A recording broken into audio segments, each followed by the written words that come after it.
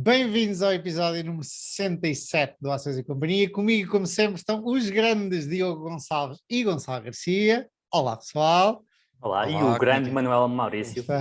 Nunca te apresentas a ti próprio. Agora habituaste a essa. Malta, como estão? Tudo impecável, não? Disposto, pronto para os Santos? Prontíssimos? Já comeram muitas sardinhas? Não. Ainda não. Ainda não, estão a fraquejar. E tu, Diogo? Epá, 2 ou 3 vezes, mas também não é por aí. Eu no outro dia descobri uma... Bom, é só para dizer, eu normalmente não dou grande valor aos Santos e até tento fugir da confusão, mas tenho ido agora no pré-Santos, é tipo o Carnaval no Rio, a melhor parte para mim é antes do Carnaval, é o mês antes, e aqui parece-me a mim são as 2 ou 3 semanas antes, este ano especialmente porque como não houve ano passado, ou há 2 anos, já não sei, eles alongaram, ou como não houve os 2 últimos anos, talvez, eles alongaram, portanto está a haver assim devagarinho, já aí sardinhadas e tal. E isto para dizer o quê? Memória, cucu. Esqueceste o que é que quis dizer. O que é que o Diogo tinha dito? Sardinhas. Ele Sim, ainda não era das sardinhas. O que é que eu ia dizer? Esqueci-me completamente. O Diogo disse que não era pelas sardinhas e que não era por aí. Dando a entender que não era isso que fazia os Santos. Não sei, já me vou lembrar. Bom, o que é que há mais para aí? As sardinhas este ano também estão muito inflacionadas. Quer dizer, se comes um prato de sardinhas numa tasca qualquer, não, mas se fores comer as sardinhas no pão lá para baixo, aquilo pagas, há sítios a pagar 3,5 € por uma sardinha no pão. Poxa, e são congeladas do ano passado. Já sei o que é que eu vos ia contar, Desculpem, perdi a cabeça para as sardinhas e desculpem, no outro dia fui comer sardinhas e sem querer comecei a ouvir ali na, como é que chama a encosta da estação de salto da Polónia para cima? Alfama? Idiate? Não, sim, não. Alfama. Alfama, não é? Ali nos fados e tal.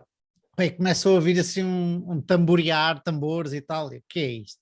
Pai, vejo uma associação e decido entrar pela associação adentro, no resto do chão havia um cafezito, ficou toda a gente assim a olhar para mim, tipo, quem é este estrangeiro?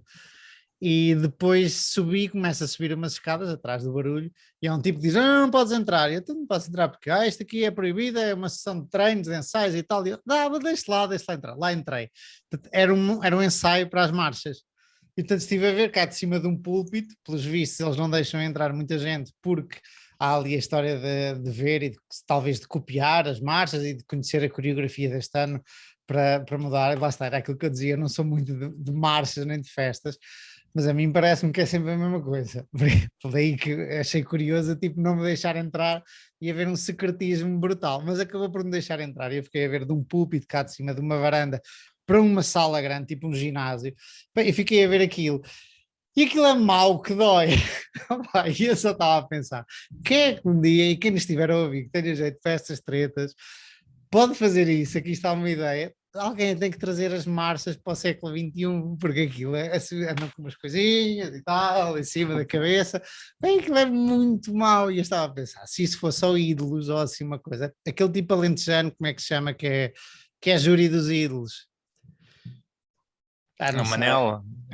Isso, esse gajo ia destroçar as marchas todas, pá, aquilo é tudo mau, é tipo, já devia haver alguém que fizesse estas marchas de uma cena que nós, especialmente da nossa geração, dissesse, brutal, viste as marchas ontem, mas eu não conheço ninguém que veja as marchas.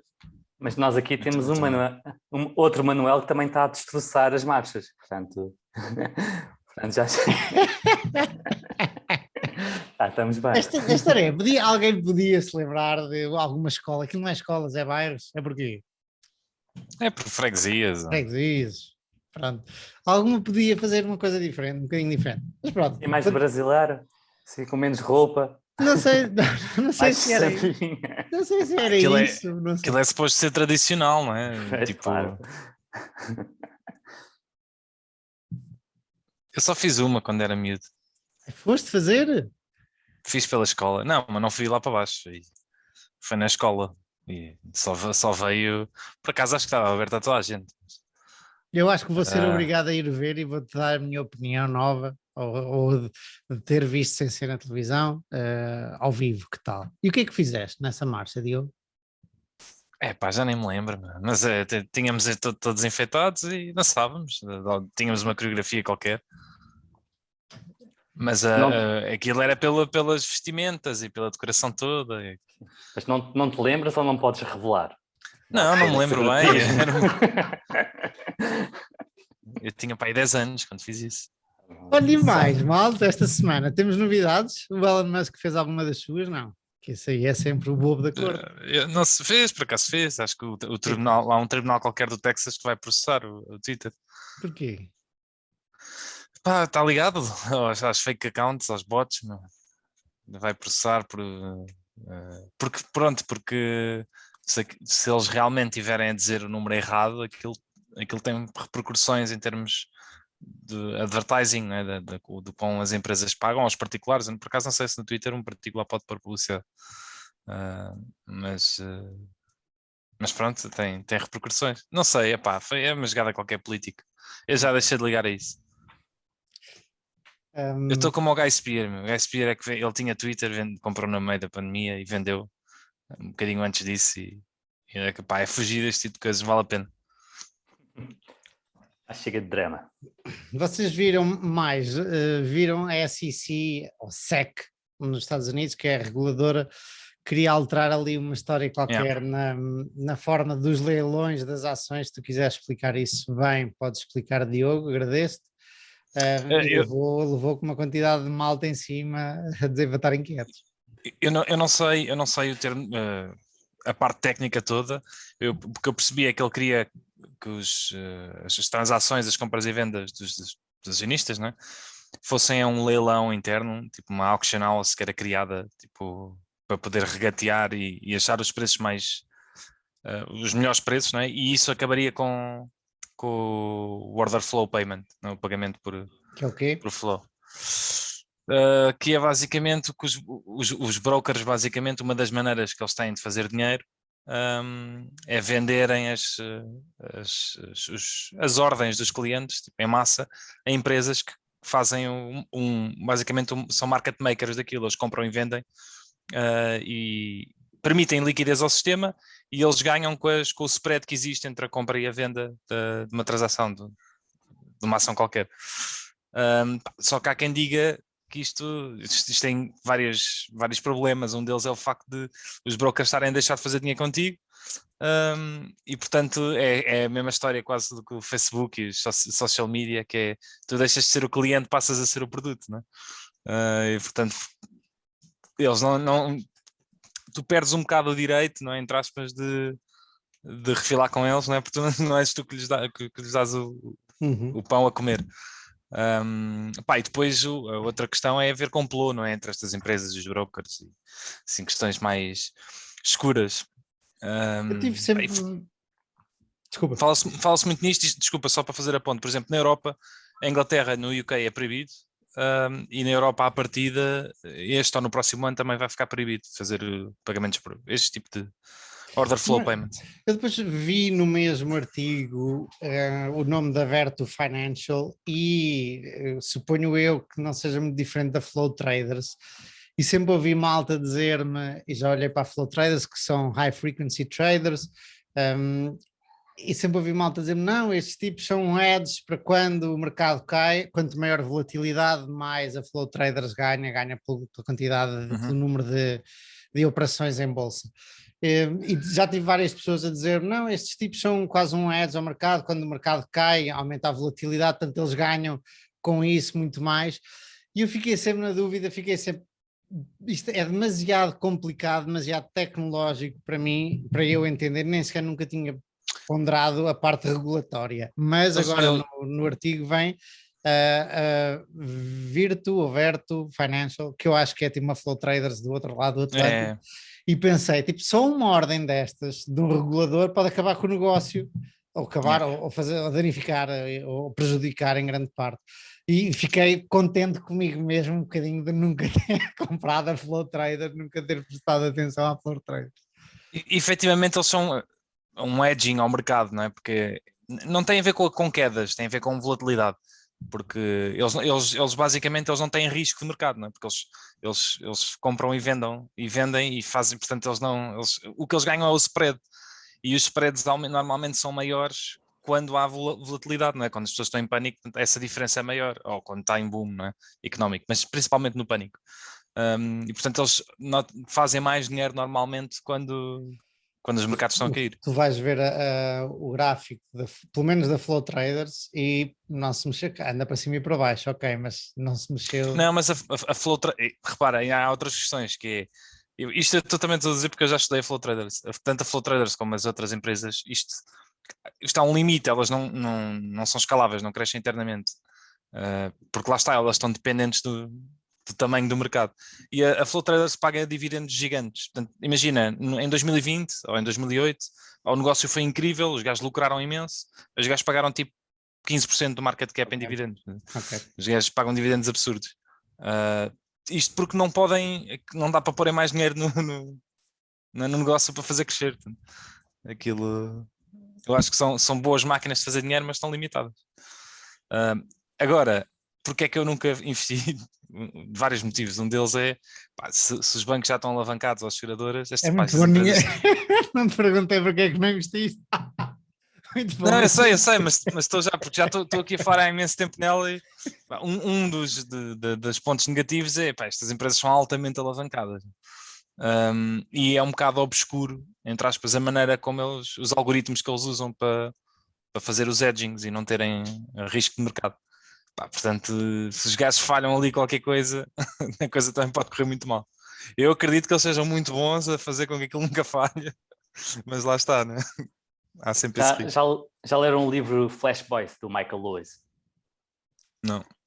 Já ouvi falar muito bem. Gostaste? Sim, gostei muito. E ele basicamente explica como é que esta indústria surgiu.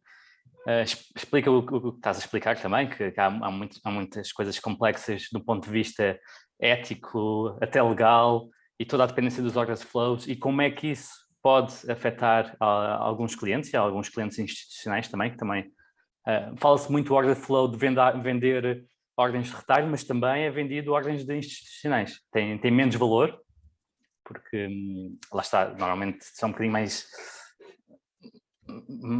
são postas de uma forma mais escondida, mas também tem algum valor. E ele explora isto muito bem, e o Michael Lewis escreve de uma forma que ler o livro, e mesmo que seja algumas partes seja um bocadinho técnico, aquilo lê-se com uma brisa. É espetacular a forma dele escrever.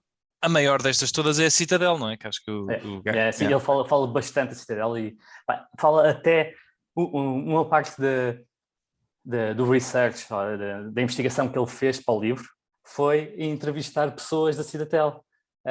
Um banco criou, ou seja, pôs no LinkedIn que estava à procura de um trader ou assim, apesar da Citadel ser muito secretiva, as pessoas dentro da Citadel que estão à procura de trabalho, para se vangloriarem do que fazem, explicam muito o negócio, e é espetacular teres informação destas pessoas via indireta e não... Mas ele é que foi o Michael Lewis que pôs esse anúncio? Não foi Michael Lewis, eu acho que foi... Ele fala sobretudo sobre um tipo do Bank of America, e que era visto como o banco mais certinho, e esse tipo chateou-se de ser papado nas ordens que dava de bolsa. Sentia que estava sempre a ser comido. E ele é que fez isto, ele é que quis saber como é que ele estava a ser comido. Então ele criou estas um bocadinho. Isto também tem o seu quê de ético ou de não ético, não é? Fazer entrevistas em que não pensas contratar as pessoas, não é? Mas pronto, foi o caminho que ele escolheu. Tenho aqui mais uma notícia desta semana que não tem nada a ver com bolsa, mas eu achei interessante. Tem a ver mais com engenharia e com pensar do que genericamente, que é o telescópio James Webb, que foi no outro dia para o ar ou há pouco tempo, que é o que veio substituir o Hubble, que é composto assim por um mega espelho, foi atingido por uma pedrinha, eles chamam um mini, como é que chama? Asteroide, não é asteroide nada, mas qualquer coisa assim do género. Micrometeoroide. Micrometeoroide, uma pedrinha espacial, com um grande areia que andava por lá. E eu pensei, porra, estes gajos estão tramados, então investiram provavelmente bilhões nesta coisa, cuja coisa mais importante é o espelho, e de repente uma pedrinha pode estragar aquilo tudo, mas os tipos são bons no que fazem, obviamente, não é? E não fizeram um espelho inteiro, fizeram vários espelhinhos, portanto a pedra bate num dos espelhinhos e não prejudica todos os outros espelhos que estão à volta, que continuam a funcionar. E, portanto, eles fizeram vários, mas supostamente precisam dos vários também, mas sim. pronto, mas o que dizia a notícia era que as imagens não vão ficar afetadas por causa disto. Portanto, Isso é um bocadinho como ver um filme e falhar ali um pixel. Pá, realmente aquilo não afeta muito a imagem em si, mas dá cabo da experiência faltar aquele pixel durante um filme. E ainda noutra... Diz, Diogo, queres comentar? Não, eu ia dizer, James Webb é uma obra espetacular. Eu por acaso tenho um amigo meu que é astrofísico e trabalha faz investigação na área, pá, e aquilo demorou para aí 15 ou 20 anos a ser feito. Aquilo é uma obra de engenharia e acho que ele só vai estar a funcionar durante tipo 9 meses ou um ano. E depois deixa de... se calhar é mais tempo, um bocadinho mais. É 10 anos, pronto, mas é tipo... O Hubble, por exemplo, funcionou durante décadas, não é? O espaço que ele vai funcionar é muito curtinho. 32 anos o Hubble. Já agora, se alguém quiser ver, não sei se está para ver ou não. Não, isto não deixa. Não dá. Só que eles depois vão ficar... O problema vai ser analisar os dados. Eles vão receber tantos dados, vão ficar décadas a estudar aquilo. Mas pronto, só uma parte. Não, muito bem. Noutro assunto, no outro dia falámos aqui da Ernst Young e o Gonçalo partilhou connosco a sua sabedoria sobre as consultoras e tudo isso. E agora a Deloitte está a pensar em separar os seus dois negócios de auditoria e consultoria. Portanto, voltamos à mesma história que o Diogo normalmente gosta de criticar dos banqueiros de investimento. Agora vamos todos fundir-nos e depois noutra década, agora vamos todos fazer spin-offs. Parece que está a acontecer uma dessas. É assim, a Goldman Sachs é que deve ganhar alguma coisa. Não sei. Agora estamos a criar pure plays, ou players. Depois vamos... E por acaso, agora estou a pensar, isto é uma época em que os conglomerados não estão a ser bem valorizados economicamente. Exatamente, portanto faz sentido fazer spin-offs. Daqui a uns anos há toda uma nova narrativa de sinergias, de vendas. Não, isto ter aqui a consultoria dentro da auditoria é que faz sentido, porque vamos a um cliente e vendemos logo os serviços dos consultores. Estás a ver a parte fiscal da empresa e dizes, isto está tudo, você precisa de um consultor para tratar dos seus impostos. Narrativa sempre a mudar. É sim, é preciso, senão, animar a coisa. Senão a economia vai abaixo, é preciso ver isto, fazer o dinheiro circular. Bom, e se vocês não trazem mais notícias... Hoje foi a reunião da Fed, do BCE. Vai subir juros? Eles disseram que iam subir para o mês que vem. Portanto, na próxima, 16 de julho, é a primeira subida. E vão parar no dia 1 de julho com as compras todas. Vai acabar, o quantitative easing vai acabar a nível mundial. Quer dizer, só no Japão é que acho que não. Tirando o Japão, a era dos últimos 15 anos do quantitative easing vai acabar. Por causa disso, a moeda japonesa tem estado a cair bastante. Portanto, é assim, ballpark. Deve ter caído para aí 10% contra o euro, por si caiu 6% contra o dólar. Portanto, em comparação com o Kuwait, que é provavelmente um dos principais parceiros económicos do Japão, tem caído bastante. Desde o início do ano, perdeu 16%, o dólar valorizou 16% em relação ao iene. Eu vou aqui confessar a minha ignorância em relação a uma parte dos mercados financeiros, que é o Forex. Mas o Forex é só comprar e vender moedas alavancado? Sim. Não tem mais que se lhe diga. É só isso? Ok.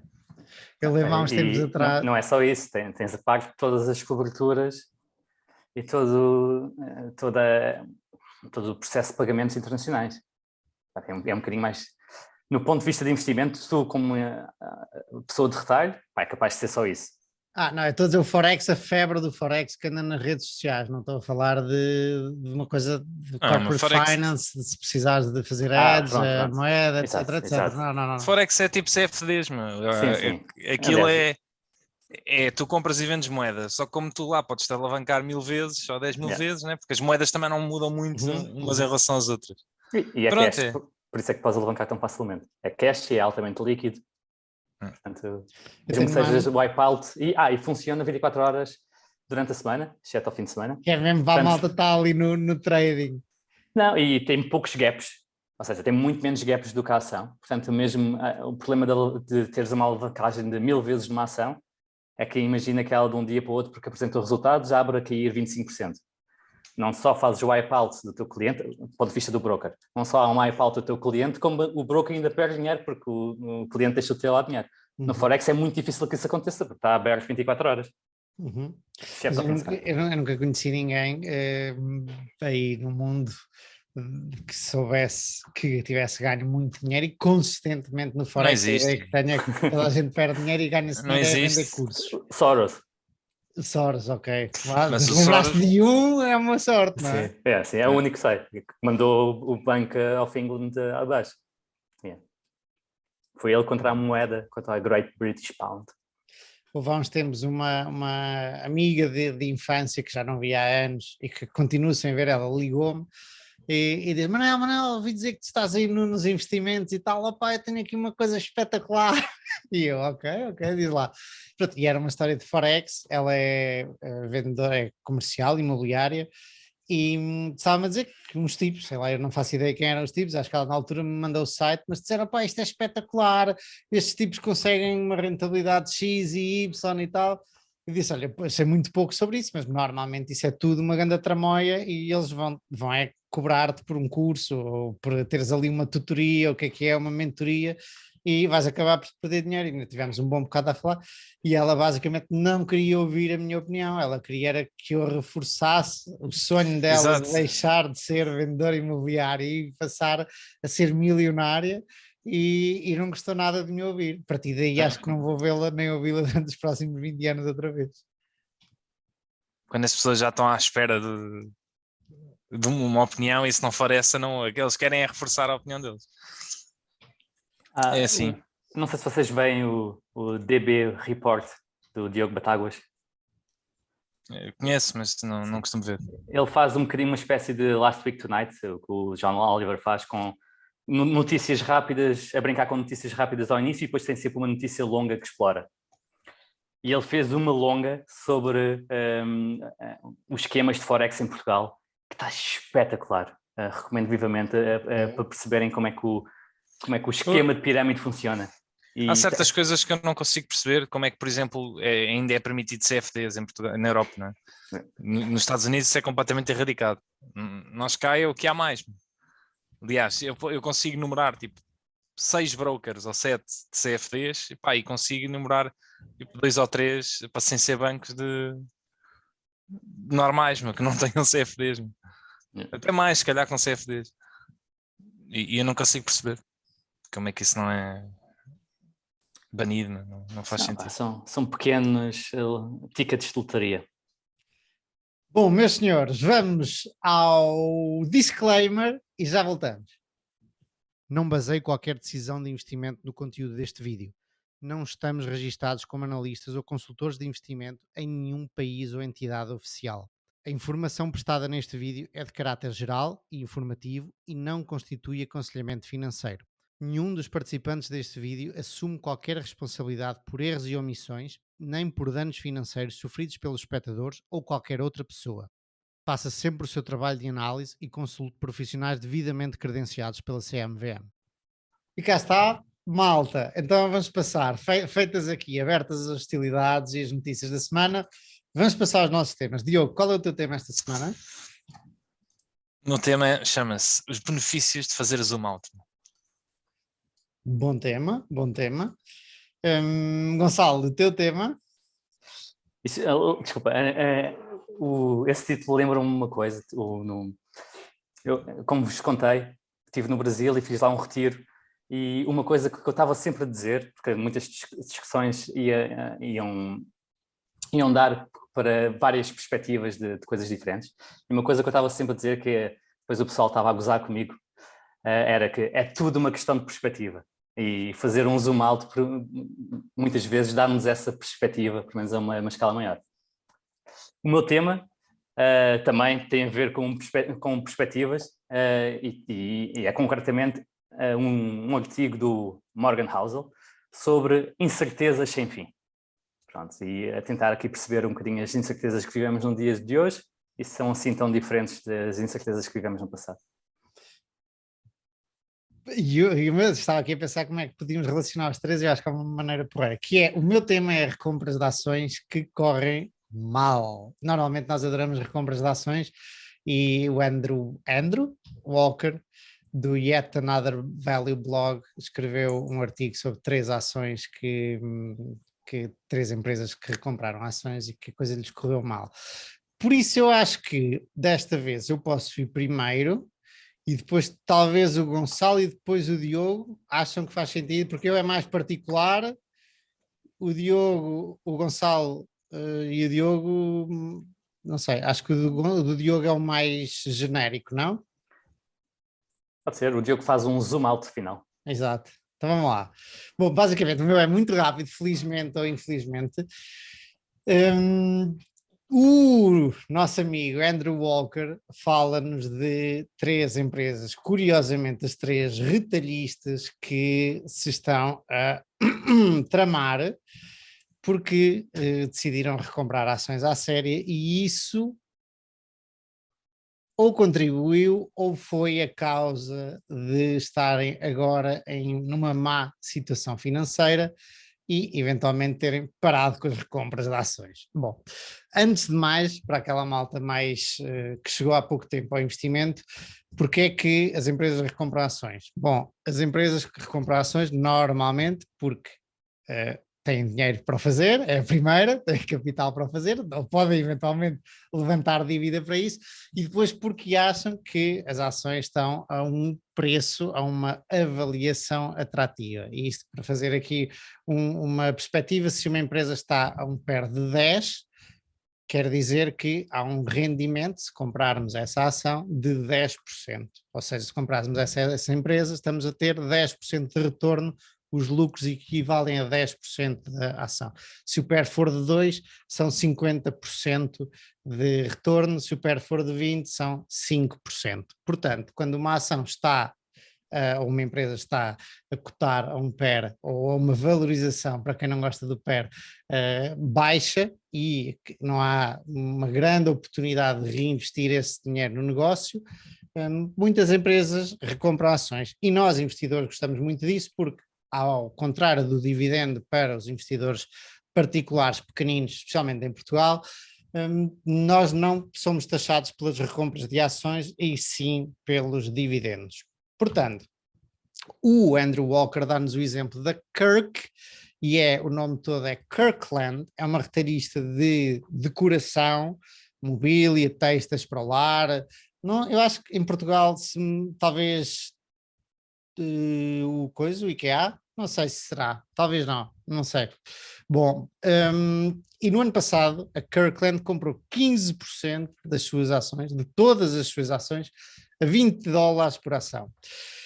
No primeiro trimestre deste ano comprou 3%, não a $20, mas a $13 por ação. Portanto, a ação veio por aí abaixo. E hoje, uns meses depois, a ação está a 4,6. Portanto, $20 ano passado, $13 no início do ano e hoje $4,6.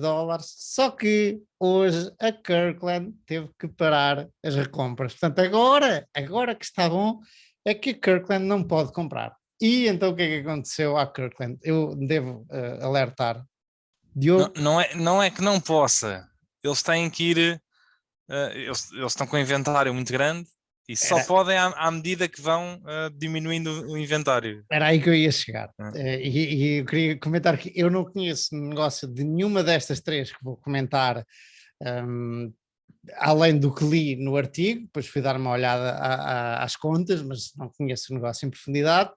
E o que nos diz o Andrew Walker, e dizia aqui o Diogo muito bem, é que, primeiro, eles gastaram o dinheiro que tinham no balanço, que lhes podia servir para um dia rainy day, um dia menos feliz. Entretanto, as vendas desceram e normalmente os retalhistas lixam-se, passo a expressão, pelo inventário, pelo management de inventário, como é que se diz? Falta uma palavra. Gestão de inventário, gestão Gestão de de inventário, exatamente. Muitas vezes é porque têm inventário a mais e não o conseguem vender, depois têm que vender a desconto, etc, etc, por aí fora. Mas é interessante porque é que estas retalhistas todas acumularam muito inventário. São todas iguais, são as 3 de casas, de coisas para casa. Mas eu acho que eu acho que isto tem que se pôr em perspectiva, porque elas acumularam muito inventário, porque nós estamos com problemas, não é, no supply chain há meses, não é? Se calhar há anos, já há quase 2 anos. E eles, uma das maneiras, não é, para tu fazeres frente, não é, para problemas de supply, é encomendares mais para teres mais disponível. Eu acho que eles fizeram de propósito, não é? Porque estava a haver muitos problemas com as entregas, não é? E então tentaram acumular. Só que esqueceram-se que agora podia acontecer, não é? Foi o que aconteceu, que está a haver uma grande queda de vendas neste momento. E agora aquela folga toda que eles tinham, afinal não fez muito sentido. Eu gostava de entender isso, porque é que está a haver a queda de vendas neste momento, porque continuam as pessoas, por exemplo, as casas, pelo menos nos Estados Unidos, são aqueles números que nos vão chegando, continuam a ser construídas e continua a haver menos casas do que a procura. Portanto, gostava de entender um bocadinho melhor e ver se isto é temporário e se é só este quarter que as vendas abrandaram ou se eventualmente vai continuar assim. Portanto, no caso da Kirkland, exatamente, compraram mais inventário do que aquele que... Bom, agora ainda não escoaram esse inventário todo e não podem recomprar ações porque, especificamente por causa dos covenants da dívida, a dívida, ou seja, as condições da dívida, não lhes permite usar dívida para comprar mais ações. Lá está, eu não conheço em detalhe os covenants da dívida da Kirkland, é tudo do que o artigo nos fala, mas é interessante porque, além disto, eu no outro dia comentei-vos, um dos CEOs das minhas empresas, eu estava a falar com ele e eu fiz-lhe exatamente a mesma proposta. Eu disse, bom, tu e os 2 administradores que são muito bons alocadores de capital gostam de recomprar ações quando elas estão baratas, agora estão realmente mais baratas do que da última vez que vocês recompraram ações, e eu acho que eles recompraram na altura até 3% num mês, foi assim uma brutalidade. Porque é que vocês não se endividam para recomprar ações? E ele fugiu, obviamente, não me respondeu coisa, mas não me respondeu diretamente, mas diz qualquer coisa como nós estamos conscientes do valor da nossa ação e das oportunidades que temos à nossa volta, à nossa frente. E eu, ok, está bem, isto não me diz muito, vou ter que ficar à espera para saber o que é que eles vão fazer, se realmente vão carregar na dívida ou não, mas é curioso, estive para lhe mandar este artigo, mas não lhe mandei porque só tinha lido o início, e agora que o li todo, acho que lhe vou mandar para ele, para ver o que é que ele diz. Bom, e como a Kirkland, ele dá o exemplo da Big Lots, da qual é acionista, e depois fala de Bed Bath and Beyond, que há anos que está a descer e que muita gente do mundo de value gosta dela e tem-se visto, tem dado dissabores à maior parte da malta que tem investido nela. E é curioso que aconteceu outra vez, uma coisa que tem acontecido já há muito tempo, diz-nos o Andrew Walker, que é a empresa sabe que vai apresentar maus resultados e recompra ações antes de lançar os maus resultados, uma atrás da outra, atrás da outra, atrás da outra vez. Isto é recorrente, pelos vistos, na Bed Bath & Beyond, que é curioso, aconteceu há bem pouco tempo com o Facebook. Eles compraram ações antes das coisas, mas...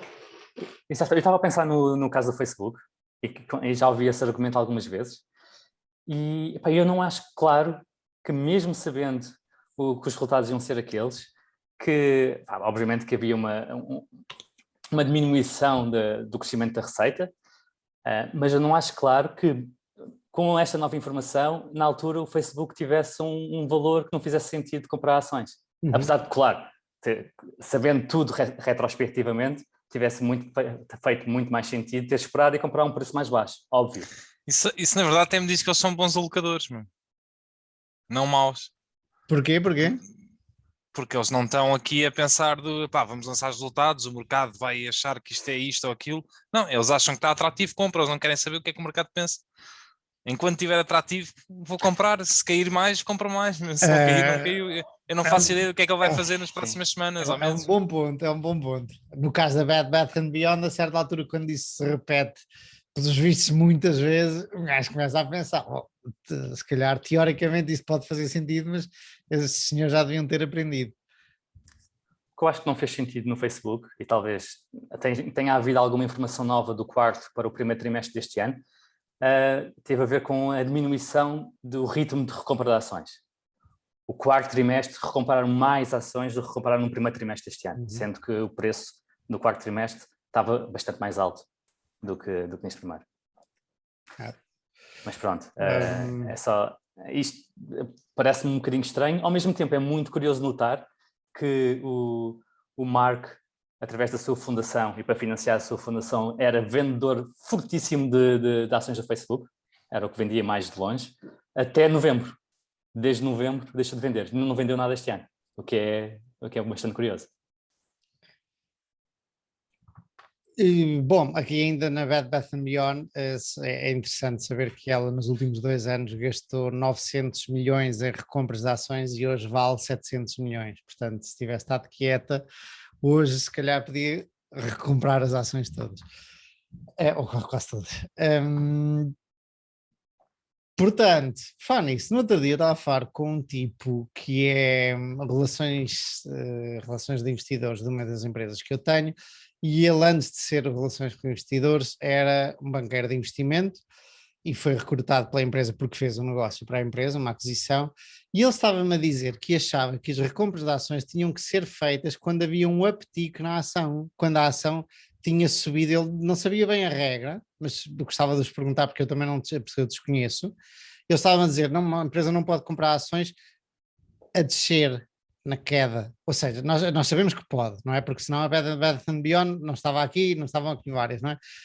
Mas o que ele diz é, acho que era tipo no dia anterior ou uma média dos últimos dias, não sei, ele disse, tem que haver uma espera de não sei de que período, que ela suba um bocadinho, porque senão, pá, não sei, era um mecanismo qualquer de proteção para não estar sempre a descer e sempre a recomprar a descer. Eu fiquei estupefacto porque nunca ouvi tal coisa, mas o tipo é banqueiro de investimento, portanto eu acreditei que ele soubesse um bocadinho do que estava a falar. Vocês não sabem nada disso, ok. Sei que há regras claras, nomeadamente na percentagem do volume diário. As empresas precisam ter muito cuidado para não ultrapassarem eu acho que é para aí 30% no caso das espanholas, e que é fácil de ultrapassar em empresas como a Michel e Costas. É muito fácil. Mas isso não é uma obrigação, isso é mais para não influenciar o preço do mercado, não é? Não, mas é mesmo uma restrição neste caso da CNMV. CNMUE. Mas é mesmo uma obrigação, é para não seres tu realmente um market maker. Por outro lado, há também empresas como a Logista que contratam market makers para a ação ter um bocadinho mais de liquidez. Portanto, e não fazem recompra. Sim, porque aqui a ideia é, se tu tiveres, isto depois acho que varia um bocado, eu não sei se é certo em todo lado, mas se houver um volume, imagina, de 100 mil euros de transações ao dia, não é? Pá, se tu fores andar, se quiseres comprar tipo 1 milhão de euros agora em ações,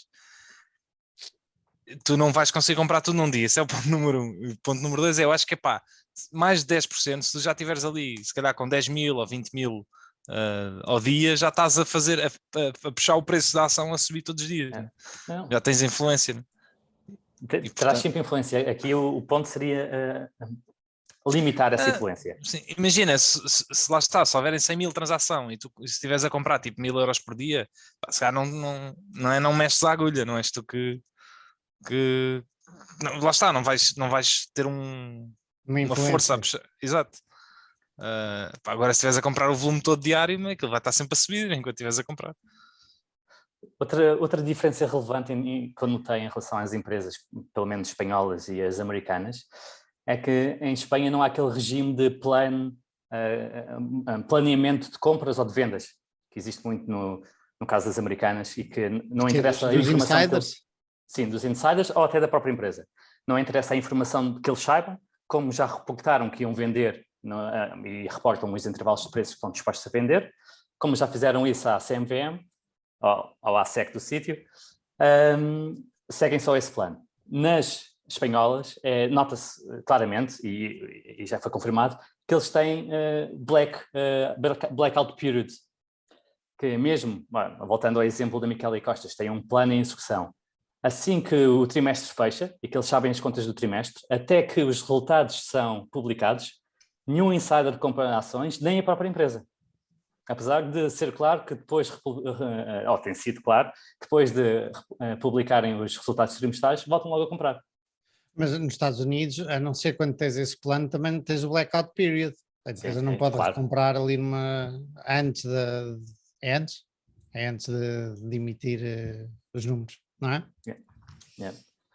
Bom, para terminar, este tipo ainda nos dá o exemplo da Altice USA, que é muito famosa no mundo dos nossos inspiradores de Value After Hours, porque o Bill Brewster costumava falar muito da Altice USA, e ele diz que está muito barata e parou de recomprar ações, especialmente agora que está ridiculamente barata, e a Altice USA também é de cabo, suponho eu, e fibra.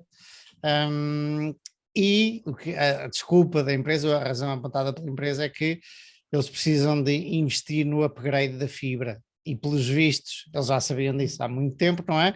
Só que agora as pessoas, não sei muito bem porque eu desconheço esta indústria, mas as pessoas têm andado a sair a cancelar contratos, a ir para a concorrência. Não sei muito bem porquê, eu entendo porquê, porque o serviço é mau, gostava de entender as dinâmicas da concorrência, se apareceram concorrentes novos agora, ou se sempre houveram, e agora é que está a ser um churn muito alto. Mas pronto, mas porque estão a ver que o churn aumenta, muita gente a cancelar, muitos clientes a cancelar o contrato e a trocar, eles decidem parar de comprar ações para investir no negócio. E isto é uma daquelas coisas que é básica, mas que qualquer um de nós pode cair nesta falácia, que é, e aquela empresa está a recomprar ações e tal, já é muito madura, já não precisa de reinvestir no negócio, boa, vou comprar. Mas pelos vistos, neste caso específico, isto é um exemplo de que nem sempre isso acontece, ou podemos nos enganar por isso, podemos achar que, bom, a fibra já é um mercado ou uma indústria madura, eles já não precisam de reinvestir no negócio. Parece que não era bem assim, e a Altice agora está barata, parece, pelo que ele diz. Disclaimer, não faço a mínima ideia. A Altice tem um problema, que é, e acho que isso já não é a primeira vez que aconteceu, que é o takeover, né? O maior acionista tirar privado, né? Comprar a empresa a estes preços agora, né? E portanto, e sabes lá, ele se calhar até pode estar à espera que caia cada vez mais para poder comprar toda e retirá-la de lá. E mesmo tanto barato, podes ver-te forçada a fechar uma posição muito barata. É daqueles casos, quanto mais cai, menos atrativo pode ficar, porque mais fácil é tirá-la de bolsa. Não, é contraintuitivo e não acontece sempre, mas nesses casos sim. Eu ia aqui ver. Isto é, por acaso, é um conceito interessante. Ainda há pouco tempo estava a ouvir uma coisa do Charlie sobre as netnets antigamente, e um dos motivos pelo qual ele não faz sentido hoje em dia. E ele usa uma expressão muito gira que é as idiosincrasias de uma época de investimentos não têm que se repercutir nas outras épocas. E o que ele estava a dizer era, na altura, se tu comprares empresas que estão abaixo do working capital, não é? Muito provavelmente, se tu quiseres fechar a empresa e retirar o dinheiro porque aquilo não está a funcionar, o dinheiro era dos acionistas. E hoje em dia isso já não é bem assim. Se tiveres, se calhar, uma empresa em França, mesmo que esteja abaixo do working capital e aquilo tenha a dar prejuízo, e tu digas, olha, meus amigos, vamos fechar isto, eu vou retirar o dinheiro, o Estado francês diz, não, que isto são trabalhadores franceses, isto é working capital, é francês, está cá, não é teu, e não te deixa fazer isso, obriga-te a continuar a manter aquilo, ou a vender aquilo. É curioso dizer isso, que eu vi qualquer coisa assim ontem, anteontem também, de uma fábrica, e acho que era nos Estados Unidos, lá está a memória, e estava o governo local a dizer, não podem fechar isto, porque nós temos aqui muita gente empregada nisto. E portanto que, mesmo financeiramente podendo fazer sentido, a conjuntura económica e política da atualidade, se calhar, cada vez faz menos sentido neste momento investir em empresas dessas. Já agora, quem era o maior acionista da Altice USA? É o, É o Patrick, é o Patrick, exato, é o da Altice, também de cá. sim. Patrick Dagri, uma coisa assim. Ok. Bom, chegamos ao fim do meu tema. Vamos ao Gonçalo Garcia. Bora lá, obrigadíssimo pela fantástica introdução e gostei muito de um comentário, isso lembra-me, gostei muito de um comentário nosso e que tu também meteste like, acho eu, que disse, e o público aplaude, em grande menção honrosa àquilo que tu costumas dizer às vezes. Foi o Shaw Tyler. Acho que é assim que se lê o nome dele. Olá, Shaw. Então, falando um bocadinho mais sobre incertezas, o Morgan começa por referir uma história bem antiga, que na noite anterior à invasão do dia D, na Segunda Guerra Mundial, o Roosevelt perguntou à sua mulher como é que ela se sentia por não saber o que é que ia acontecer a seguir. E ela respondeu, é surreal termos 60 anos e ainda não aceitarmos a certeza. Ou a incerteza, aliás. Ainda não aceitarmos a incerteza. E o que mostra muito bem o estado de espírito normal das pessoas, que a incerteza é sempre algo que nós consideramos estranho e que não devia acontecer.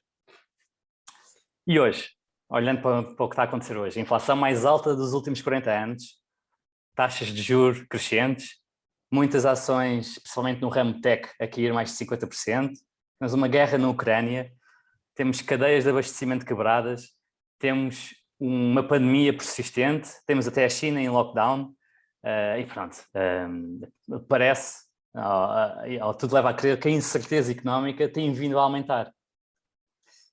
E esta incerteza também é uma palavra que se tornou muito comum, pelo menos a julgar com algumas manchetes recentes.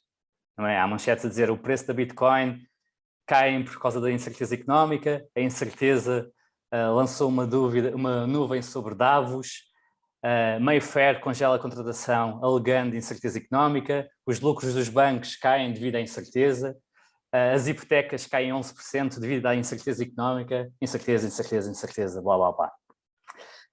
Mas a ideia que a incerteza é maior agora do que era, digamos, há 1, 2, 3, 5 anos, é um bocadinho estranha, porque implica que o futuro era mais previsível no passado, antes da pandemia ocorrer, antes da inflação disparar, antes que a guerra explodisse, mas se pensarmos bem não era.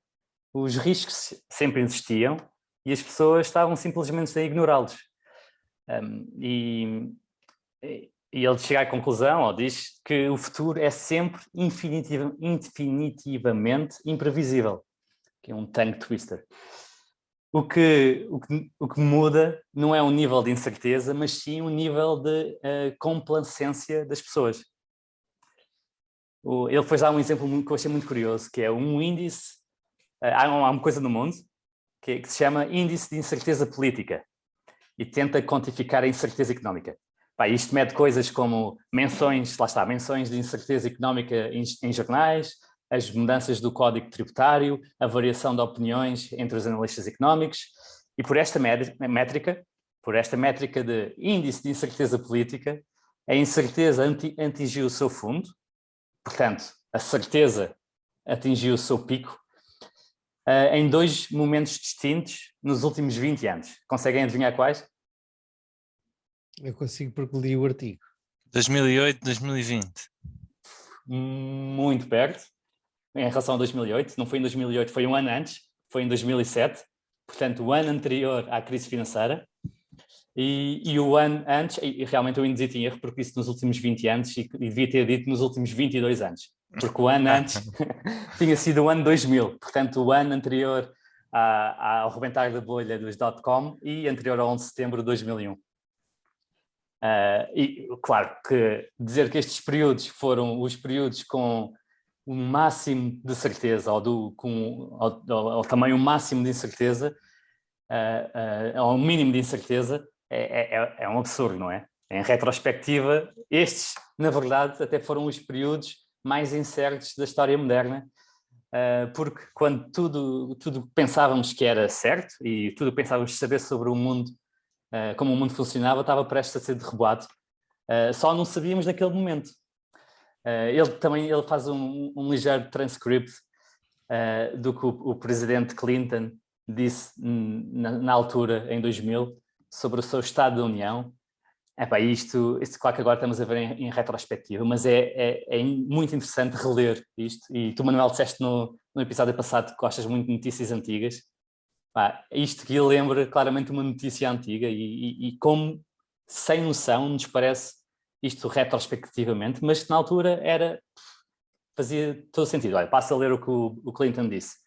Nunca antes da nossa nação houve ao mesmo tempo tanta prosperidade e progresso social com tão pouca crise interna e tão poucas ameaças externas. Isto foi o ano antes, foi o ano antes do 11 de setembro. Nunca tivemos antes uma oportunidade tão abençoada. Começamos um novo século com mais de 20 milhões de novos empregos, o crescimento económico mais rápido em 30 anos, as menores taxas de desemprego em 30 anos, as menores taxas de pobreza em 20 anos, os primeiros superávites consecutivos em 42 anos, e no próximo mês os Estados Unidos alcançarão o período mais longo de crescimento económico de toda a sua história. Nós construímos uma nova economia. Meus compatriotas americanos, o Estado da nossa União é mais forte de todos os tempos.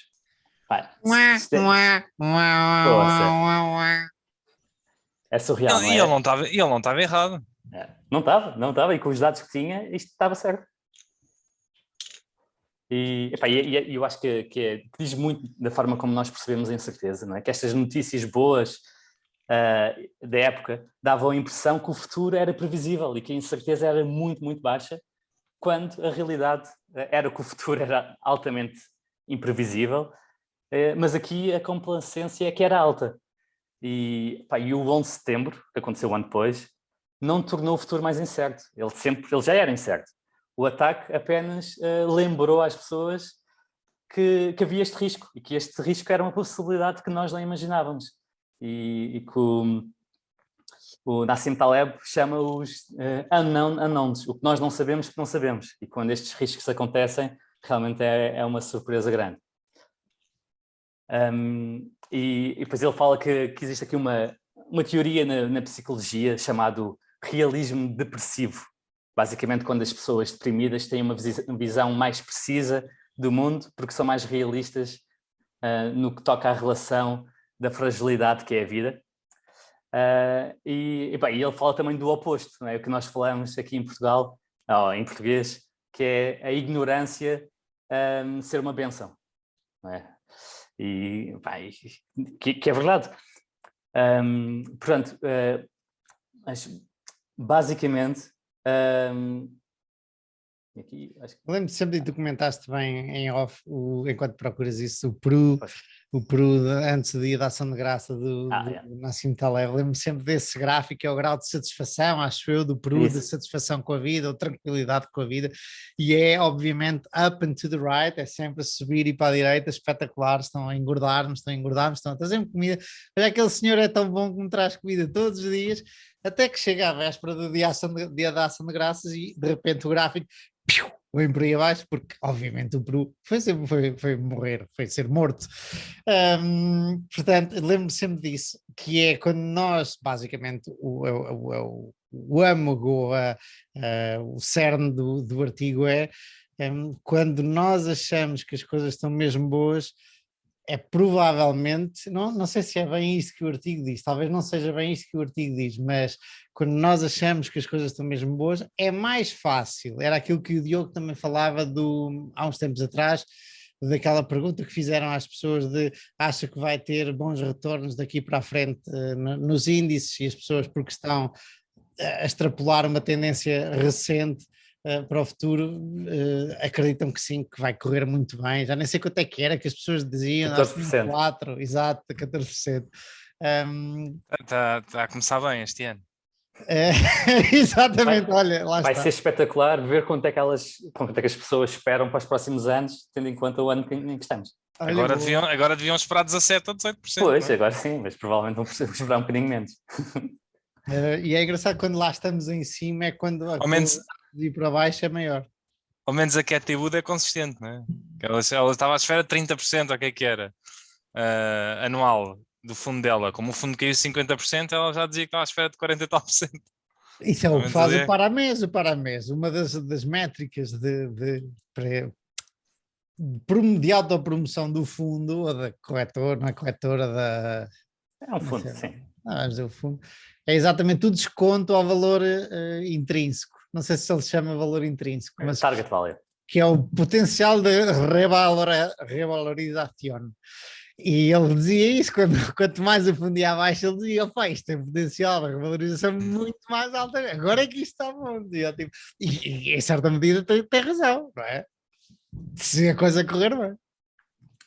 Ao menos é como uma boa mousse, não é? Consistente. Eu sou o tipo que mexe a mousse para ela ficar líquida.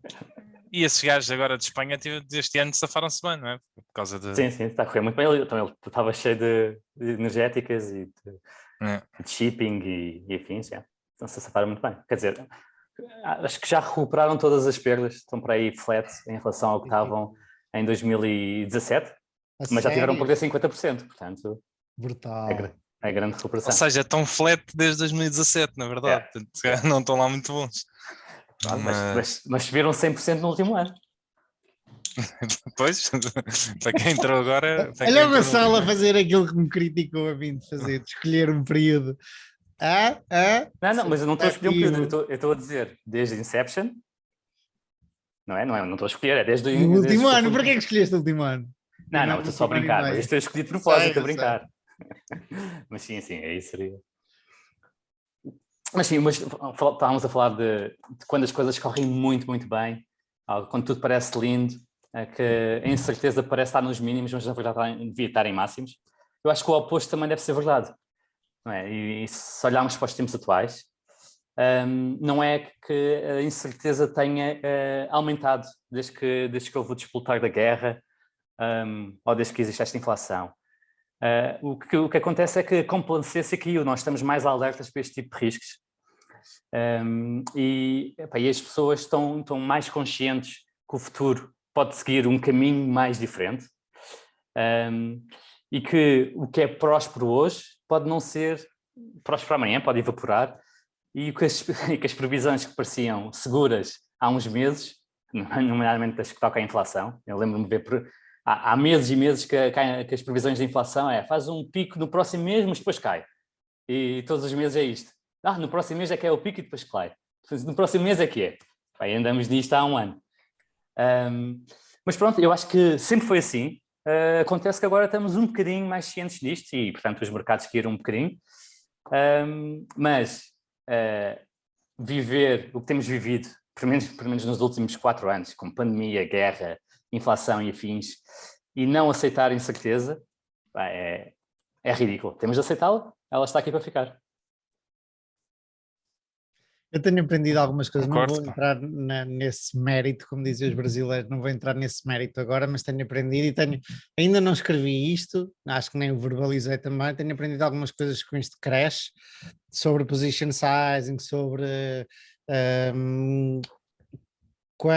qual será a valorização que eu quero de cada tipo de empresa, por aí fora. E acho que um dia desses vou escrever sobre isto e seria até um tema porreiro, ou pelo menos um mini tema, podemos, se não preencher, porque acho que consegue preencher facilmente o episódio, mas podemos falar sobre o que é que cada um está a aprender com este crash. Eu estou seguramente a aprender, suponho que vocês também alguma coisa estarão a aprender. Eu estou como... Qual crash? Exato, eu estou como o Diogo do outro dia. Não estou a aprender nada que não soubesse antes. Não, mas uma coisa é saberes intelectualmente, outra coisa é realmente sentires e aprenderes. Uma coisa é dizerem-te, é ensinarem-te, outra coisa é aprenderes. Olha, não sei se vocês viram a entrevista de Bill Miller ao William Green, acho que é assim o nome dele, que escreveu o livro. Há pouco tempo, há 3 semanas ou 4. Que tal? Eu acho que foi uma entrevista giríssima. Isto também porque o Bill Miller vai se reformar este ano. E ele até estava a dizer que vai andar mais desaparecido, não é? A partir de agora. Mas ele a maneira dele falar foi giríssima. Ele primeiro começou logo a dizer que desde novembro que está a perder uma catrafada de dinheiro que nunca mais acaba. E que até já teve as margin calls, não é? E teve que fechar posições e ele disse que não concorda que o Buffett está sempre a dizer que o problema de usar dívida nos mercados, mas ele não concorda, ele acha que pode perfeitamente usar um bocado de dívida. O custo da dívida é baixíssimo, no caso dele, e pode-se alavancar um bocadinho, que não tem problema nenhum. Mas pronto, e isto para dizer que tem desde novembro que está a perder imenso dinheiro, mas que também já passou por coisas bastante piores, não é? Tipo, ele em 2008 aquilo foi um bocado complicado, e portanto diz que é perfeitamente tolerável. E depois ele disse uma expressão muito gira que eu fiquei a pensar, que é: podemos estar a chegar a um mínimo, como é que ele disse? Agora não me lembro da expressão, mas era tipo um mínimo relativo, ou seja, que ele deu a entender que isto agora até podia ser um mínimo e agora podíamos ter um bull grande. Não quer dizer que não fosse cair ainda mais do que é que já tinha caído agora, mas que era provável que aquilo voltasse a subir um bocado. E achei piada ele dizer isto. Isto é claramente uma perspectiva de quem já vive nos mercados há muitos anos, e que lá está, e que sabe que não é porque cair 20 ou 30%, não pode cair mais 20 ou 30% a seguir, e depois cair mais 20 ou 30% a seguir. Não é? Só não é possível cair mais depois de cair 100%. Yeah. Mas é giríssimo ele a falar, e eu gosto do Cândido que ele é, e ele até fala em nomes e dá alguns exemplos que ele acha que há coisas muito atrativas, e depois fala assim coisas um bocado, não vou dizer obscuras, mas são, tipo, ele lança lá 3 ou 4 nomes, tipo Taylor Morrison, que é tipo uma construtora nos Estados Unidos, que está a um pé de 4 e está a recomprar ações e não sei o quê, e lança assim mais umas quantas.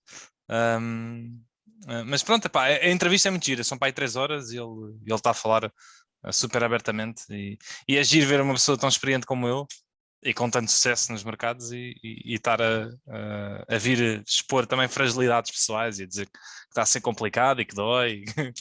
Por acaso está engraçado. Sim, É essa abertura é espetacular. E também ele fala algumas vezes sobre aquilo que aconteceu em 2008, e ele estava altamente investido em banca e a comprar à medida que os bancos iam caindo. E sim, correu mal. Outras coisas correram incrivelmente bem, como estar longo a Amazon e estar sempre a recomprar a Amazon. Yeah. Mas não é fácil há aqui 2 vertentes, não é fácil, tipo, eu agora não sei os valores ao certo, mas acho que o fundo dele caiu tipo quase 80%, não é? Nos 2 anos, não é fácil para já cair os 80% e voltares à maré de cima, e depois não é só o portfólio cair 80%, estás a gerir dinheiro de outros e vês as pessoas todas a ir embora e o negócio não é quase a fechar. Isto depois dele eu acho que quando chegou a 2008 ele tinha estado 22 anos seguidos a bater o SP500, que é assim um track record fenomenal, não é? Portanto, passares de um menino de ouro, não é? A gerir dinheiro para uma coisa daquelas deve ter sido um período muito complicado. Sim, imagino que o ego dele tenha sentido imenso, meu. E a coisa mais fácil até seria fechar o fundo e seguir em frente, mas ter-se mantido e tentado e recuperar esse track record com o mesmo fundo, notável. Olha, eu acho que isto é o segue perfeito para o tema do Diogo, do Zoom Out. Diogo, faça o favor. Tcharam. Muito obrigado. Este tema eu achei interessante, que eu já falei várias vezes nisto aqui, segue no seguimento de o facto de nós estarmos a ver as cotações todos os dias, não é? Ou todas as semanas. E eu, por acaso, eu vejo todos os dias, há 5 anos, posso falhar um dia ou outro, não é por aí, mas vejo consistentemente. E era uma coisa que eu gostava, por um lado, de mudar, não é? Porque sei que não me faz bem, mas por outro já me está enraizado, é muito complicado fazer essa mudança. E acho que isso é um bocado geral à maior parte das pessoas. Olha, uma questão, mesmo quando estás de férias e não estás em casa, ou não tens acesso a um computador, tu vais ao teu telefone e vês? É assim, eu vejo até mais no telefone do que no computador. Uau, okay. Mas nem é tanto aos meus brokers, é tipo ir vendo as cotações. Uhum. Se estiver de férias, pode acontecer. Tipo, eu lembro, o ano passado estava de férias, fui passar 2 semanas em Espanha e na altura não tinha internet no telemóvel lá. E se calhar. Se calhar não vês. Sim, podia apanhar em alguns sítios e se calhar deve ter visto tipo 2 vezes durante as 2 semanas. Mas pronto, aí mais tranquilo. Mas de uma maneira geral, eu acho que não há uma semana em que eu não olho. E este artigo veio no seguimento de uma das semanas aí já não sei, foi em abril, acho, início de maio e abril, em que o SP500 teve um dia a cair 3,6%, no dia a seguir subiu 3%, aí era assim valores, não é, surreais, e empresas particulares, havia empresas com volatilidades tipo a cair 20% e depois a acabar o dia no verde a 10%, coisas assim extraordinárias. E ele mete os dados dessa semana e depois no final da semana a variação que o SP500 teve no final da semana foi de 0,1 ou 0,16. E ele disse, para quem só foi ver, só foi pegar nisto no final da semana, isto não se passou nada durante a semana. Isto é completamente estável, mas para quem viveu, quem teve durante a semana a olhar para aquilo, viveu ali umas emoções fortes. E ele surge, ele vem falar de 2 enviesamentos, que já toda a gente ouvimos falar aqui, que justificam o porquê de o quão benéfico é nós vermos muito menos as ações, e quanto menos virmos melhor, mais benéfico é. E o primeiro enviesamento ele dá um nome que eu teoria de prospecto, não faço ideia, mas é o loss aversion, mean loss aversion, que é o facto de os teus ganhos e as tuas perdas não sabem ao mesmo, não é? Se tu encontrares uma nota de $100 no chão, se calhar vais ficar a sofrer imenso. Vais adorar encontrá-la, mas é o contrário, vais adorar encontrá-la, mas se perderes a nota de 100 euros, vais sofrer muito mais do que encontrá-la. E se tu perdes a nota e eventualmente depois voltares a encontrar, não é? O quão sabe bem encontrares não compensa, não é? Todo o que tu perdeste, todo o sentimento que tu tiveste ao perder. E depois até há uns gráficos que tentam mesurar isto, não é? Para uma quantidade do quão este rácio é, e há quem diga que já ouvi várias teorias, mas acho que a mais aceita é 2 vezes para 1, ou seja, as tuas perdas custam o dobro do que os teus ganhos repõem felicidade. E portanto, obviamente que é muito pior, sentes-te muito mais, sentes-te pior quando perdes e ganhas o mesmo valor. A tal teoria do Daniel Kahneman. Exatamente. Por e por outras, ele ganhou o Prémio Nobel da Economia sendo um psicólogo, que é notável. Yeah. Um dia vamos de entrar neste mérito, que eu não quero entrar muito agora, mas que é ainda mais filosoficamente, quem diz que o sentimento de felicidade é mais válido do que o sentimento de tristeza ou de perda? Porque é que há sentimentos que são melhores do que outros? São sentimentos. Mais válido? Melhor, porque é que nós procuramos mais felicidade e menos tristeza? São sentimentos. Curiosamente havia alguém, o Tim Ferriss, num daqueles podcasts, falou exatamente sobre isso. E curiosamente, as músicas mais ouvidas no Spotify têm uma melodia triste. Portanto, as pessoas buscam ativamente alguma sensação de, talvez não tristeza, mas melancolia, e o que é bastante curioso, não é? E vai um bocadinho em conta o que estás a dizer, que não tem porquê da sensação de felicidade ser aquilo que buscas. Às vezes sabe bem um bocadinho de melancolia também. Mas eu posso explicar o porquê disso, não é? Aliás, isto depois são teorias, não é? Mas uma das teorias aceitas é que os sentimentos, tal como milhares de outras ferramentas que tu tens, não passam de ferramentas que o teu cérebro ou que o teu sistema te dá numa busca de uma sobrevivência, não é?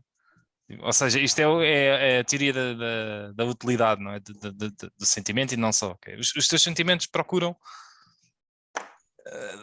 basicamente orientar-te de uma determinada maneira para te salvar ou para te fazer com que tu saias daquelas situações, e por isso é que as pessoas têm tendência a evitar o sofrimento, porque teoricamente quando tu estás a sofrer é porque está a acontecer alguma coisa que te é prejudicial e tu estás a sofrer precisamente, não é? para evitares isso. E o facto, lá está, o facto tipo a ressaca, mas a malta não aprende. Exatamente. E o próprio facto dos sentimentos negativos, da loss aversion, da perda ser duplamente sentida em relação aos ganhos, também tem um instinto de sobrevivência. É o mesmo mecanismo que faz com que os telejornais e as notícias, por exemplo, sejam sempre mais negativas do que positivas. E o facto de nós lidamos mais e perdemos mais tempo com coisas negativas do que positivas tem tudo a ver com o survival instinct, não é? Porque essas coisas é que te podem afetar e fazer mal e, portanto, convém estar mais atento a elas. As outras não há problema, portanto, podes perder menos tempo da tua atenção nelas. Mas um bom exemplo seria, imagina que há uns anos era muito importante teres comida para o inverno, porque no inverno não ias colher nada da tua horta ou assim. Se tiveres a comida necessária para esse inverno, estás ok. Se perderes metade, ficas muito chateado e vais passar alguma fome. Agora, se ganhares mais 50% do que essa comida, comes um bocadinho melhor, mas não é assim tão melhor. É? E isso é a passagem aqui para o segundo ponto, não é, Gonçalo? O segundo ponto aqui do artigo, que eles chamam-lhe o enviés da super reação à deprivação. E há várias experiências feitas com isto, que é o facto de tu, quando não tens uma coisa, o que quer que seja, para ti está tudo bem, nunca pensaste naquilo. Mas imagina que depois te dão aquela coisa, imagina que te dão aquele carro. Não é? Tu ganhas o carro, ficas todo contente durante os primeiros dias, mas ao fim de uns meses já não pensas muito nisso. Se depois te tirarem o carro, tu ficas possesso, não é? Porque tu já tens a ideia que aquilo é teu. Quer dizer, tu viveste a tua vida toda sem aquilo, só tiveste aquilo durante uns meses. E no momento em que tiram, tu tens uma reação que é completamente diferente daquela que tu tinhas antes, não é? Quando vivias a tua vida sem aquilo. E nós temos muito este tipo de reações, tomamos aquilo como garantido e depois é como se, ok, passamos ao passo seguinte, né? E aquilo está como garantido e quando tiram aquilo é um problema. E isso acontece muito nos mercados também, não é?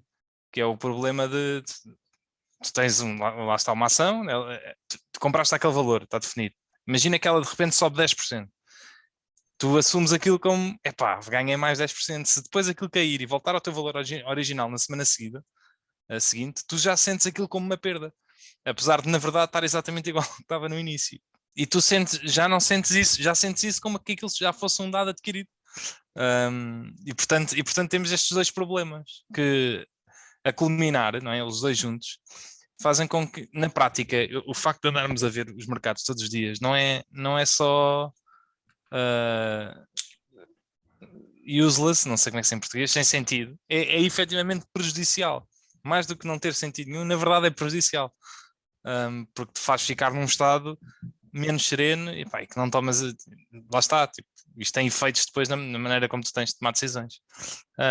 E então, no fim, ele acaba o artigo fazer um tal zoom out, não é? E olhar então para dados do S&P 500. Desculpa, antes da tua conclusão, só estava-me a lembrar de outro exemplo aqui naquilo que estavas a dizer do, como é que é?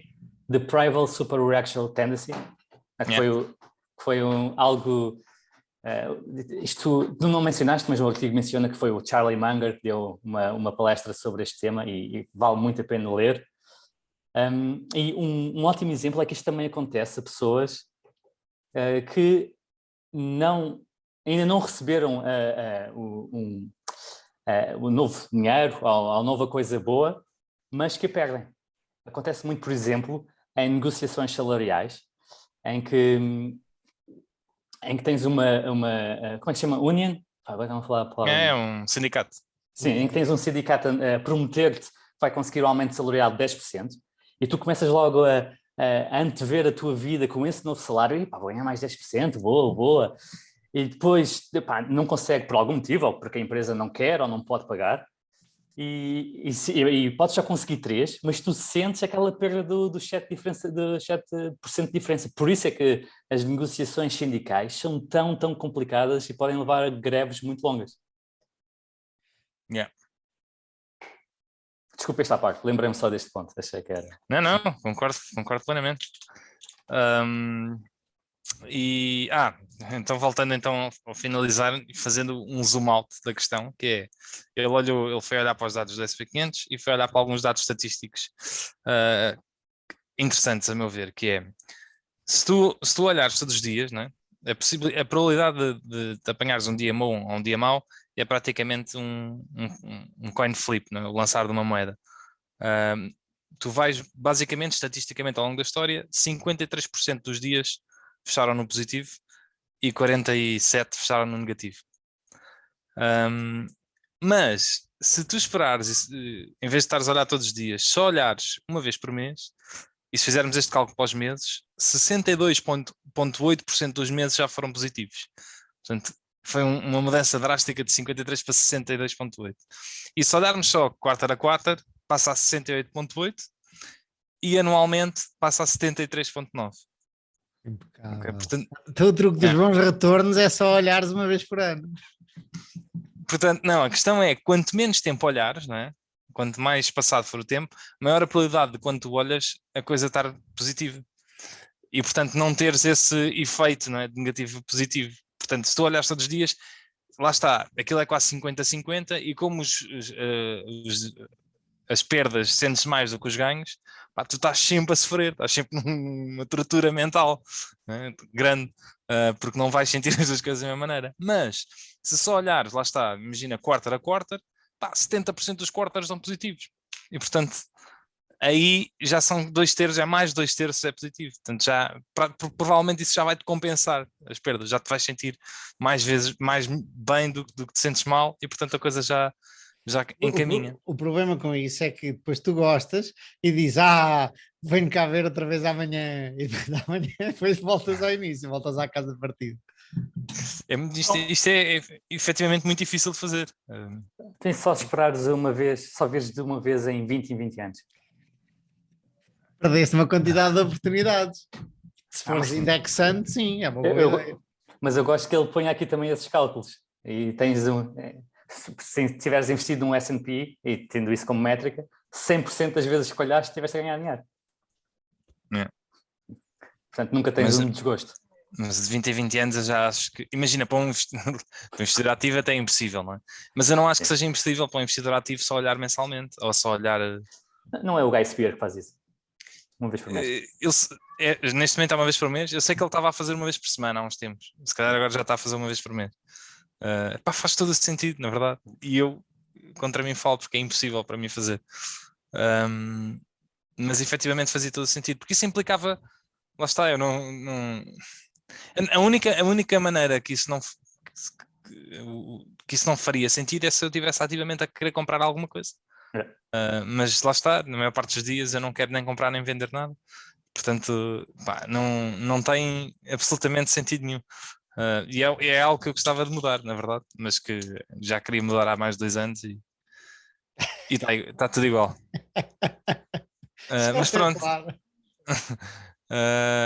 Moral da história, é efetivamente benéfico e se encontrarem maneiras de, por exemplo, nem que seja só uma vez por semana, é que olham para as coisas em vez de olhar diariamente, efetivamente, provavelmente vão ter, eu não sei se os vossos retornos vão ser bons ou maus, mas provavelmente vão ser melhores a só olhares uma vez por semana do que só olhares todos os dias. E é isso, a moral da história. Está aqui a pensar naquelas apps que bloqueiam outras apps e seria talvez um micronegócio bloquear-te a conta da corretora. Imagina, eu até vejo no Google, eu não vejo pelas corretoras. Pois é. Portanto, o problema é esse. Não, eu às vezes até passo semanas sem abrir as corretoras. Eu vejo as cotações no Google. Fala nisso, hoje o Facebook trocou de ticker e de Meta? Repente, exato, e de repente vejo assim, 2000% ou qualquer coisa assim do género. E uau, claro que tinha que dar alguma coisa errada, mas pronto, agora é meta para quem. Sim, principalmente uma ação como o Facebook, não é? Exato. É como a Amazon na semana, ou esta semana aqui o 90%. Sério, o que é que aconteceu? Foi um stock split de 20 para 1, 1 para 20. Eu acho que... Mas eu tenho feito esse esforço consciente também de tentar ver um bocadinho menos. Eu em férias consigo mesmo desligar. Vejo muito raramente. Quando estou com o computador aberto tenho a página com as cotações e que volta e meia, no intervalo de qualquer coisa vou lá ver. Mas é uma boa prática não ter isso aberto. Eu no outro dia li, acho que foi no Checklist Manifesto, uma coisa que gostei muito, que eu acho que era o Moniz Pabrai a dizer, no fim do Checklist Manifesto aparece a figura do Moniz Pabrai e ele a dizer, e eu revi-me brutalmente nisto, que investir é um bocadinho como quando descobres uma ação que gostas e especialmente que ainda não compraste, é um bocadinho como um shot de cocaína, ficas cheio de pica, tipo, eu quero muito, gosto disto, isto vai subir, gosto to the moon, portanto eu quero comprar isto, ficas super entusiasmado, a tal história da caça ao tesouro, e depois tens que procurar razões para te desentusiasmares e tal. E qual seria uma possibilidade de... Há pessoas, por exemplo, no outro dia estava a conversar com um amigo que tem uma pequena conta de trading, ou seja, tem as suas posições todas, e depois tem uma pequena conta de trading, brinca com opções e com isto e com aquilo, exatamente para alimentar essa parte que quer a ação, desse lado nosso que quer a ação. Mas eu não sei se isso é bom de alimentar, mas tinha que estudar isso. Eu acho que não é.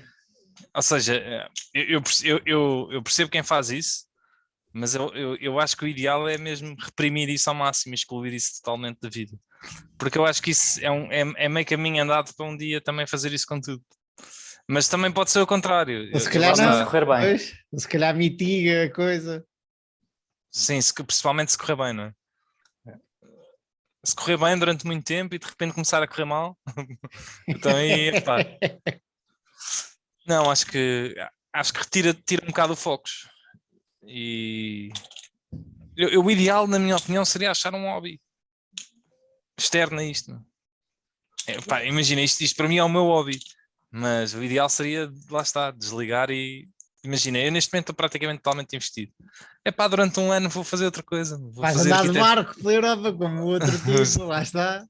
Mas repara, tu dizes que isto é o teu hobby, mas o teu hobby não é comprar e vender ações. O teu hobby é estudar empresas, perceber os negócios. E se focares mais nisso e menos... Mas isso dá menos pica do que quereres investir numa ação porque ela vai subir. Não sei se dá menos pica, mas há menos movimento associado a isto. É um bocadinho mais estanque, não é? As empresas não mudam de um dia para o outro e os preços das suas ações mudam. Mas sim, é importante desligar aquela sensação boa quando a ação sobe no dia e recompensar mais saberes mais sobre aquela empresa. Mas isso é muito difícil de fazer, não é? É muito mais fácil sentir-te bem quando a ação sobe e não te sentires nem bem nem mal quando sabes mais sobre uma empresa. Eu acho que nós os três aqui não pecamos por falta de diligence e de conhecimento da empresa, especialmente depois de estares todo investido e quando não tens dinheiro para investir mais. Tipo, o que é que fazes? O que é que te resta? Resta de fazer isso, né? Deixa cá aprender mais sobre este negócio ou outros negócios ou negócios adjacentes e tal. Há pessoas, o que eu quero dizer é, há pessoas que devem ser bem pior, há seguramente pessoas que são bem piores do que nós, do que o Diogo que estava ali a queixar-se de si próprio. Sim, não, mas imagina, tem certas coisas, eu acho que, por exemplo, perco muito tempo às vezes a ouvir podcasts ou a ler sobre investimento, não é? Sobre portfólios ou sobre tudo e mais alguma coisa e não sobre estudar empresas. E eu perco muito mais, eu também perco muito tempo nisso, mas o resto é irrelevante hoje em dia quase, né? Imagina, é quase como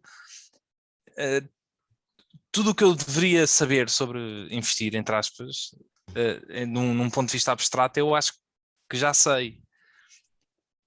E isso pode soar mal, né? mas o que eu quero... soar um bocadinho arrogante, não é? Não, mas explica-te lá. O foco do...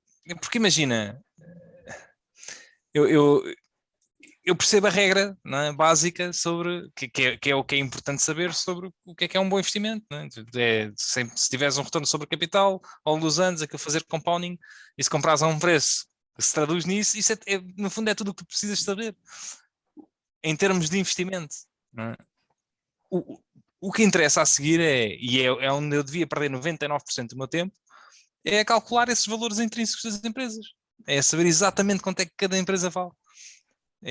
Ou perceber melhor os modelos de negócio.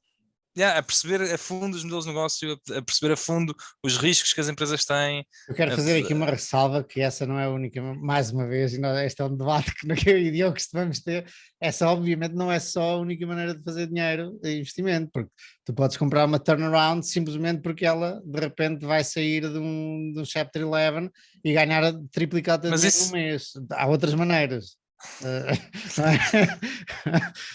E curiosamente eu estive a ler o Peter Lynch esta semana e estava a pensar em ti, estava a ler as várias as várias categorias de ações que o gajo estava a falar e eu estava a pensar, olha, Diogo, devia ler isto outra vez. Curiosamente, se bem me lembro, o Peter Lynch diz que a turnaround é das mais difíceis de identificar. Mas ao mesmo tempo ele dizia, uma pode compensar todas as outras, porque de um dia Mas para o isso, outro pode triplicar. isso é exatamente, vai dar ao mesmo do que aquilo que eu disse, é estudares esse caso e perceberes que aquilo tem 3 vezes mais valor do que podes comprar, é exatamente igual.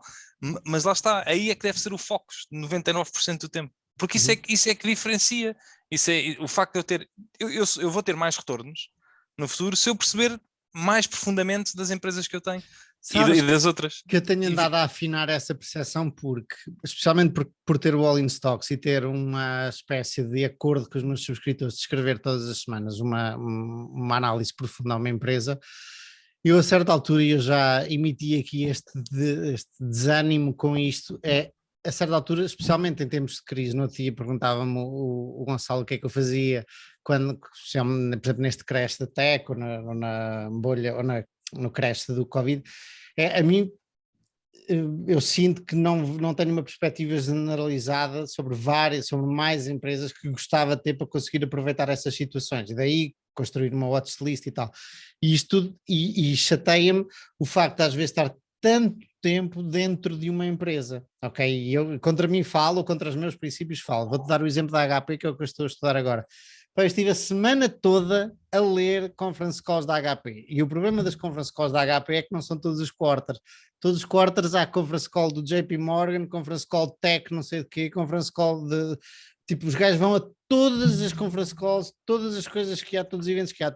Eu já li, sei lá, eu pai 30 conference calls e a certa altura é só tentar descobrir detalhezinhos e agora deixa-me ir atrás daquele detalhe das impressoras A3, como é que os gajos estão a vender e a mudar. Pronto, e a certa altura isto chateia-me. Aquilo que tu estás a dizer que gostavas de fazer mais, a mim agora estou numa de quero fazer um bocadinho menos e quero virar o máximo de rochas à procura do diamante debaixo da rocha. Mas essas duas coisas são válidas e acho que vale a pena perder tempo com as duas. O que não vale a pena perder mais tempo é em questões eu não vou dizer fofoquices, mas é que não interessam para nada, quer dizer, a mim interessam, por isso é que eu os vejo, mas para optimizar, para melhorar-me como investidor, não me traz nada de novo. Não, pensando na entrevista que estavas a falar do William Grimm com o Bill Miller, bem, eu não ouvi, mas provavelmente é mais entertaining do que estás com um bloco de notas a tirar, a adquirir novo conhecimento, não é? Exatamente, a única coisa que eu se calhar retirei daquilo foram, ele disse 3 ou 4 nomes e eu fui olhar para as empresas, para as 3 ou 4, mas não... 3 horas para 3 nomes. Exato. É o outro, como é que era? O Charlie Munger com a revista? Qual era a revista? Não era a Forbes? Barron's. Exato. Leu durante 30 anos. Uma ideia. Qual era a ideia que ele tirou de lá? Era Terradine, não era Terradine? Era. É capaz. É uma cena automóvel. Não, Terradine é do outro ou não? Não, Teladine é que era do Singleton. Ok, então é Terradine, yeah. Está aqui. Se bem que agora não me parece ser esta, quer dizer, mas é capaz de ser. Era de uma empresa de peças de automóveis. Eu também já fui olhar para ela no outro dia. Mas pronto, lá está. Eu devia era... Bem, eu também tenho outro trabalho, não é? Portanto, mas eu devia... eu devia me organizar, não é? E o meu foco... Eu também tenho outro trabalho, é muito bom. Eu também tenho um trabalho. Tenho outro trabalho. mas o meu foco nisto devia ser focar-me em, olha, conference calls, transcritos de quarter earnings e conference calls tipo de 40 empresas diferentes. Isso é que devia ser o foco. E devia já ter tipo tudo preparado, não é? Uma pasta até podia imprimir e estava assim em cima da mesa. E era só ler conference calls e quarter earnings. Eu às vezes gostava, agora para dar o exemplo desta, às vezes passo, que chegam a ser dias para tentar descobrir uma coisa. E é o que está a acontecer com o HP. Os tipos falam-te dos vários planos que têm para a impressora pessoal, para a impressora de negócio, etc. E tu tens que andar a pescar bocadinhos de informação aqui, ali e acolá. E às vezes apetecia-me ter alguém, já que não consigo fazer, não dá para fazer só com a busca, ter alguém que lesse por mim, a quem eu perguntava, olha, e agora? que é que eles vão fazer em relação às impressoras A3? Podia fazer isso com a empresa, mas nem sei, por acaso ainda não o fiz, e com o Investor Relation era mais rápido, mas às vezes gostava de ter um analista a trabalhar para mim. E eu sei que não é a mesma coisa, eu sei, mas às vezes um gajo passar um dia à procura de uma informação é uma seca grande. Por falar nisso, já agora vou aproveitar este espaço, e nós estamos a falar em off, eu estava a dizer ao Diogo que a HP acabou de comprar, ou está a comprar, a empresa Poly, que é a marca dos headphones do Diogo, e tu, Diogo, estavas-me a dizer que não estavas muito contente ou não gostavas muito das aquisições dos periféricos da HP. Explica-me porquê, porque eles estão a carregar à série nisso e são negócios com uma margem mais alta do que os computadores. Porque, imagina, a indústria dos computadores, hoje em dia, na minha opinião, ela já estava bastante consolidada. Pá, tu tens para aí 4 ou 5 players que têm tipo 90% das vendas. Dell, Lenovo, HP e mais o quê? Asus, talvez? Asus e ASIC. Apple. Pronto, exato. O que é que tu ias dizer? Apple? Uhum. Sim, Yeah. ok. A Apple tem 10% do mercado nos Estados Unidos. Yeah. Mas pronto, Que acho que é a mais baixa destas três, curiosamente. Yeah.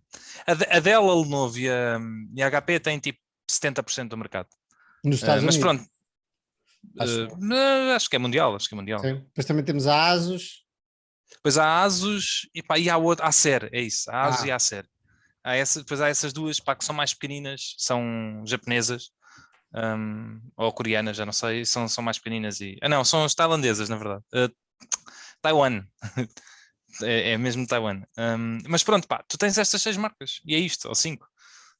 E portanto é um mercado muito mais consolidado e é verdade que normalmente quem compra computadores, tirando o Apple, não liga muito às marcas.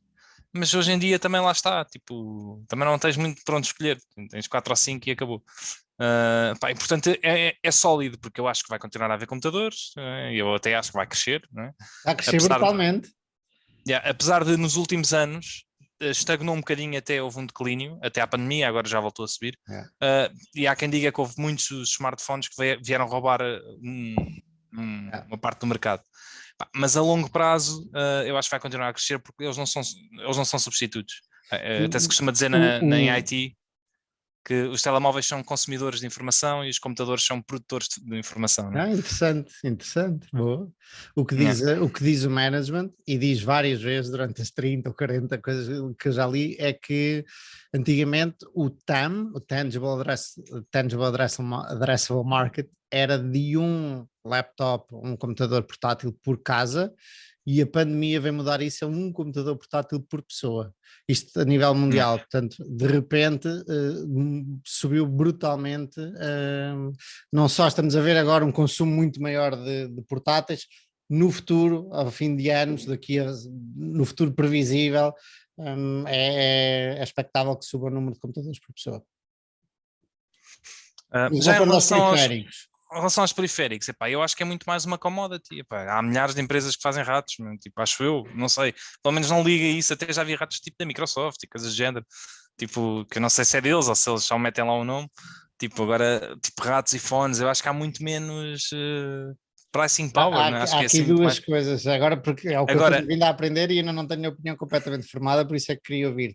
Uma é, como ainda não está consolidada a indústria, há aqui oportunidade para consolidar, e quem é que vai consolidar são os maiores players, obviamente, HPs e Dells e Lenovos da vida, e a outra é que o ciclo de substituição de periféricos, porque normalmente ou muitas vezes são usados por gamers, é 6 a 7 vezes superior ao ciclo de substituição dos não periféricos, ou de pessoas que não são gamers.